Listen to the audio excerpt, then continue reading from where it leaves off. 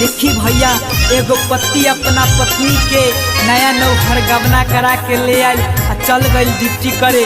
तो औरतिया अपना पति से कौन भाव में कहतिया आई सुनी राजू दीवाना के आवाज में।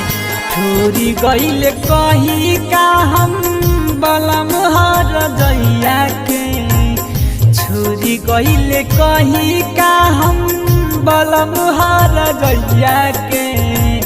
छूटल नाही मिहदिया बही हाथ के कलैया के, छूटल नाही मिहदिया बही हाथ के कलैया के।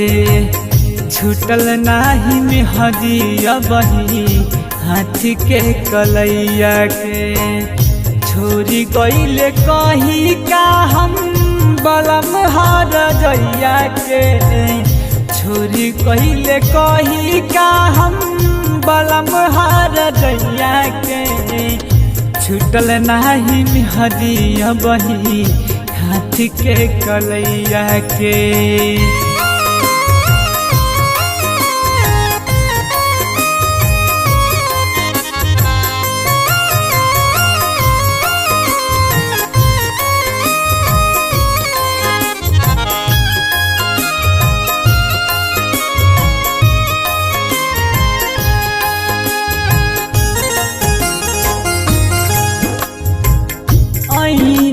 गवनवा बिहने बांधली हल बरदी, बाटे चटक रहंगया बही देहिया के हरदी।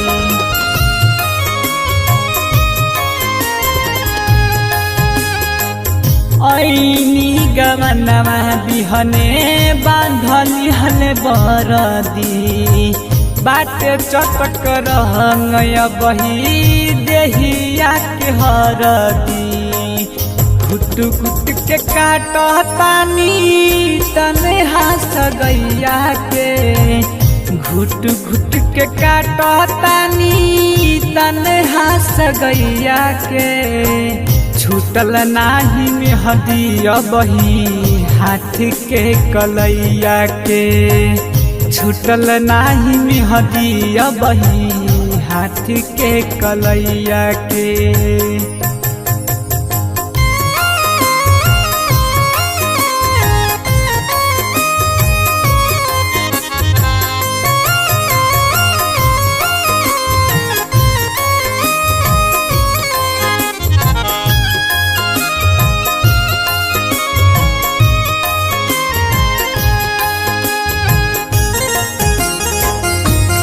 जबे गजब लहर उठता शरीर में, शाम सुभर वे अखिया रोवता फजीर में।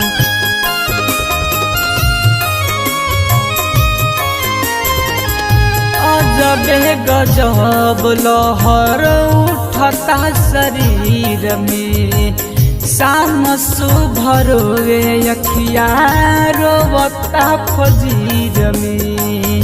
दिहनी पटक आज इनका कसैया के, दिहनी पटक आज इनका कसैया के। छूटल नाही मिहदिया बही हाथ के कलैया के, छूटल नाही मिहदिया बही हाथ के कलैया के।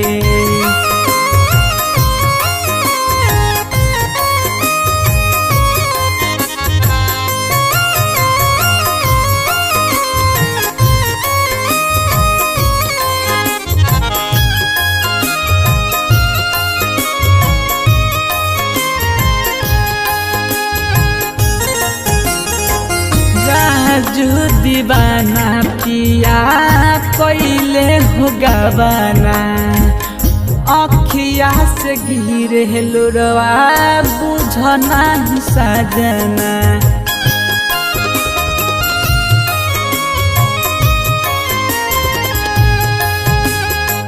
राजू दीवाना पिया कोइले हो गवाना, अखिया से गिरे लोरवा बुझन सजना विजय देवर कहे घरवा में आई के कुमार सरवन कहे घरवा में आई के छूटल नाही मेहदिया बही हाथ के कलाई के छूटल नाही मेहदिया बही हाथ के कलाई।